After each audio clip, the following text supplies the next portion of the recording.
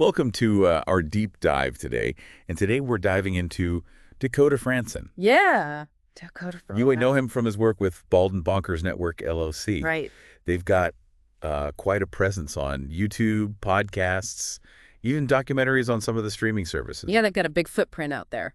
But this deep dive is focused on his expanded autobiography. Oh, yeah. I Am the Specialist of the Strange, hitting shelves January 18th.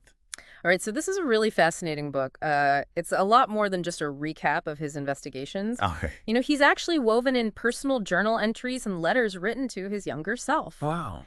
Creating this incredibly intimate look at how his experiences, especially his mental health journey, have shaped his worldview. Okay, so we're not just talking about Bigfoot sightings and haunted houses here. No. We're going deep into Dakota Frandsen, the person. That's right. We're going deep into the man. So, Yeah, and what's really striking is the sheer breadth of his experiences. Yeah. He details alleged encounters with everything from extraterrestrials to cryptids, all while navigating skepticism, financial struggles, even interpersonal conflicts within the paranormal community. it sounds like he's holding nothing back. Yeah, he's really putting it all out there. Where do we even begin to unpack all of this? Well, a good starting point is those journal entries and letters he's included. Okay.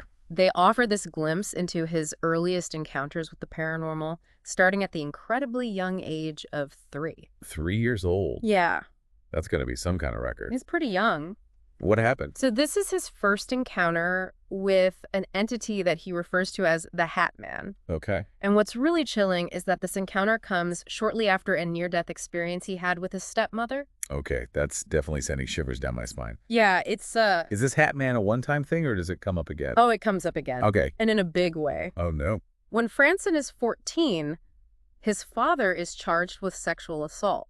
And during this incredibly traumatic time, the Hat Man reappears this time, offering him a sinister deal.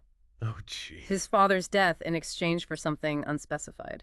That's incredibly disturbing. Yeah. It almost sounds like this entity is feeding off of Frandsen's trauma Yeah. and offering a dark solution. That's one way to interpret it, and it's a theme that seems to run through a lot of his experiences, this idea that these paranormal encounters are somehow intertwined with his personal struggles. So it's not just about ghosts and goblins. Right. It's about the psychological and emotional impact of these encounters. Exactly. Makes you wonder, could these experiences be manifestations of something deeper, like his own subconscious fears? That's a fascinating question, and one that Frandsen himself grapples with throughout the book. He Mhm. even goes so far as to identify the Hat Man as the biblical figure Cain. Really? Yeah, drawing a direct link to themes of guilt, darkness, and inner turmoil. Whoa, okay, so we've got this recurring shadowy figure who might be a biblical entity Right. and possibly connected to Frandsen's personal traumas. Right. It's all kind of weaving together. How does someone even begin to process all of that, let alone dedicate their life to investigating the paranormal? It's a wild ride, and that's just the beginning. Oh, boy. What's remarkable is how, despite these unsettling encounters, Frandsen doesn't shy away from the unknown. Okay. He leans into it. So he's not just a passive observer of these strange events. No. He's actively seeking them out. Exactly. Even at a young age, he's driven by this insatiable curiosity, this need to understand what lies beyond the veil of our everyday reality. Okay. Take, for example, his first Sasquatch investigation at 14. Wait, he goes looking for Bigfoot at 14. Yeah. Most kids that age are worried about homework and video games. Not Frandsen. He's already diving headfirst into the world of cryptozoology. Yeah. And this is just one of many early investigations. He investigates a potentially haunted school, a UFO fireball incident. Wow. Each experience fueling his desire to uncover the truth. It sounds like he's building a case file even before he can legally drive. Yeah, he's a very driven individual. But how does he convince anyone to take him seriously? Right. What kind of evidence does a teenage paranormal investigator even have? He relies on a combination of personal testimony, photographs, audio recordings, and even physical evidence like the foot casting he makes during the Sasquatch investigation. Okay. Now, he acknowledges that some of this evidence has been lost over the years, especially during moves, Sure. but he argues that what remains is compelling enough to warrant further investigation. Okay. It's like he's laying the groundwork for his future career even as a teenager. Absolutely. But I have to imagine that not everyone is buying it. Yeah. How does he handle the skeptics, especially in a field that's so often ridiculed? He's surprisingly upfront about it. Okay. He recognizes the challenges of gaining credibility in a field that's often met with skepticism and even hostility. Right. He doesn't shy away from the criticism. In fact, he seems to embrace it as part of the process. So he's not trying to convert everyone into a believer. No, not at all. Okay. He uses storytelling, evidence-based approaches, and a genuine desire to bridge the gap between the extraordinary and the everyday. Yeah. He invites readers to consider the possibilities to keep an open mind, even if they ultimately remain skeptical. It sounds like he's walking a tightrope between presenting his experiences and acknowledging the inherent skepticism that comes with them. Right. It makes you wonder, how does he reconcile those two seemingly contradictory positions? That's a question we can explore further as we delve deeper into his autobiography. Okay. There's a lot more to unpack here, especially regarding his alleged encounters with extraterrestrials and his work with what he calls the Galactic Federation of Worlds. Okay, now you've really piqued my curiosity. Yeah. It sounds like we're just scratching the surface of Dakota Frandsen's world. And I, for one, am ready to dive deeper. Me too. Let's do it. All right, so let's unpack these extraterrestrial encounters that Dakota Frandsen details in his autobiography. He doesn't just mention fleeting UFO sightings.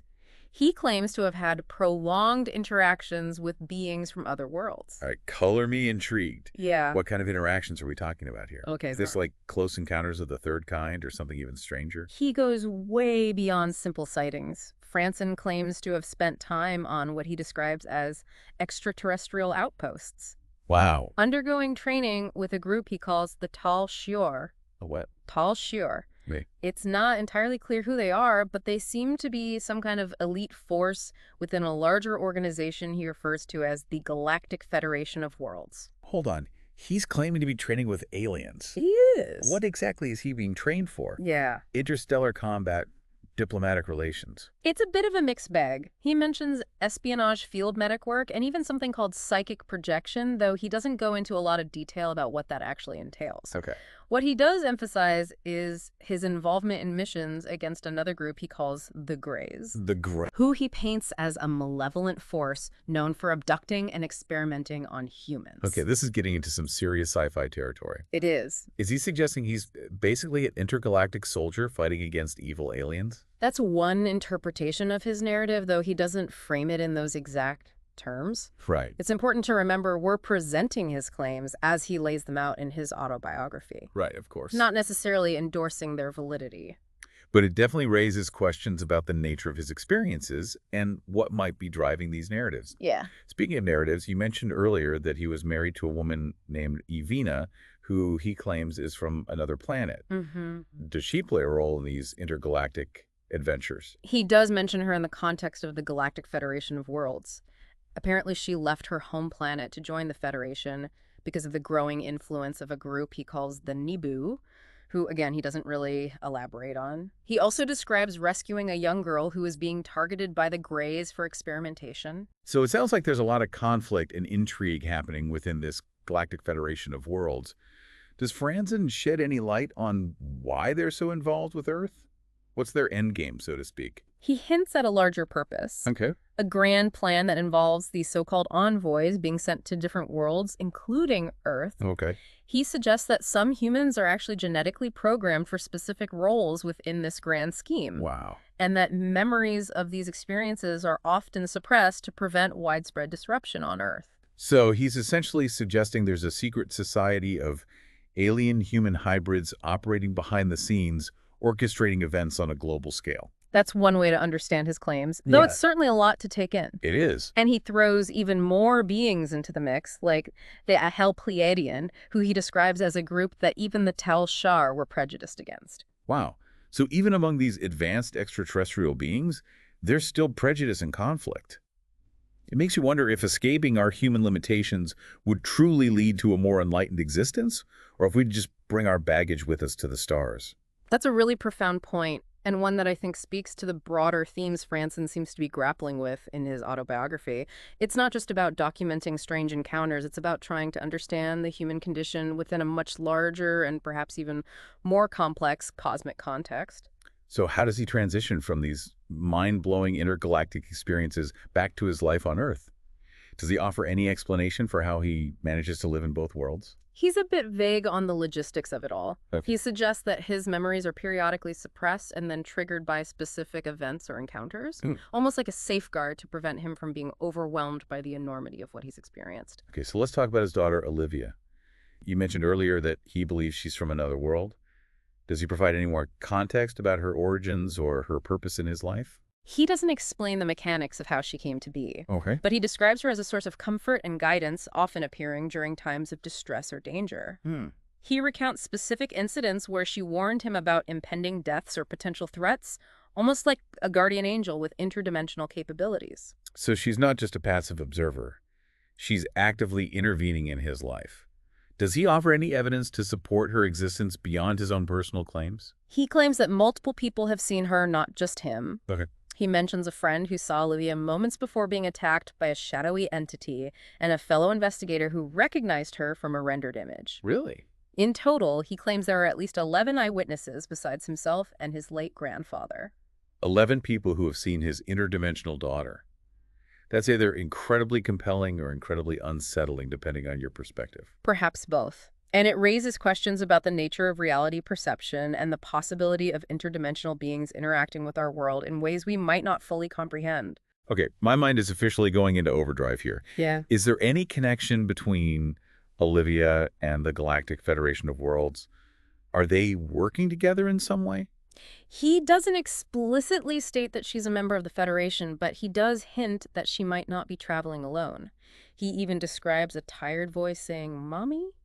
being captured on an EVP recording during an investigation with another paranormal researcher. So there could be a whole network of interdimensional beings operating alongside Olivia, potentially with their own agenda. This is getting deeper and deeper. It is, and it challenges us to consider the possibilities that exist beyond our conventional understanding of the world.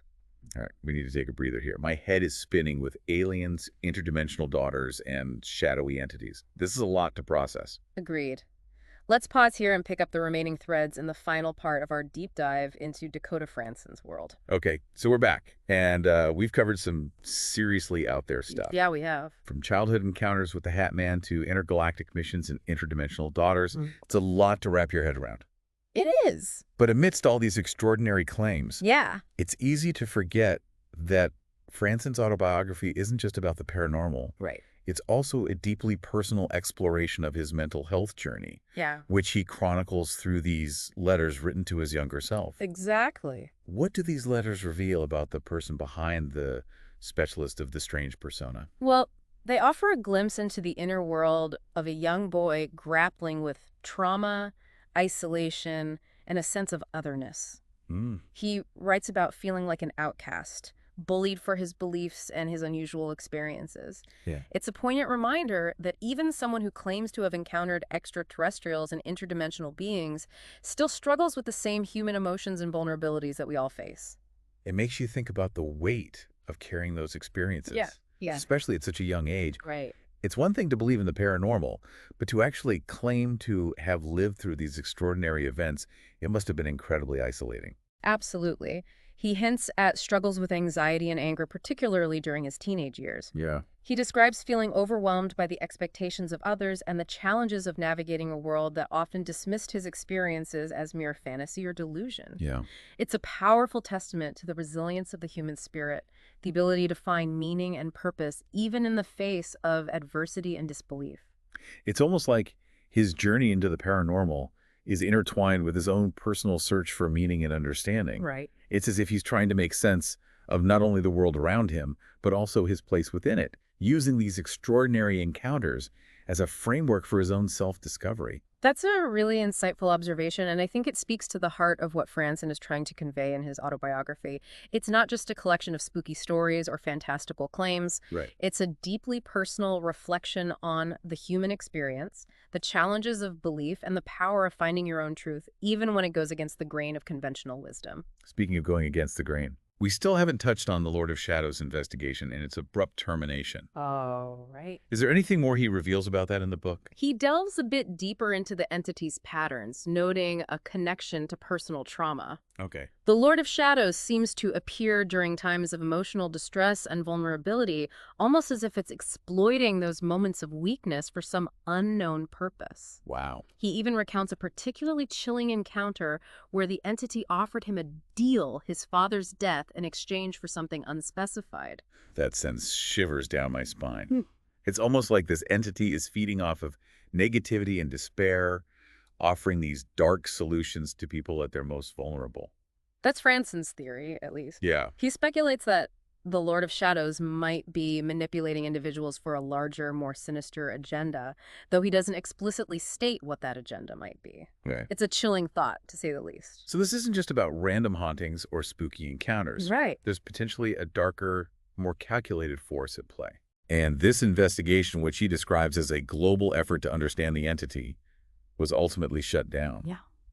What happened? He claims the investigation was terminated due to a series of disturbing incidents during their live streams, including alleged attacks on team members and even a case of possession that required an on-air exorcism. Wow, that escalates quickly.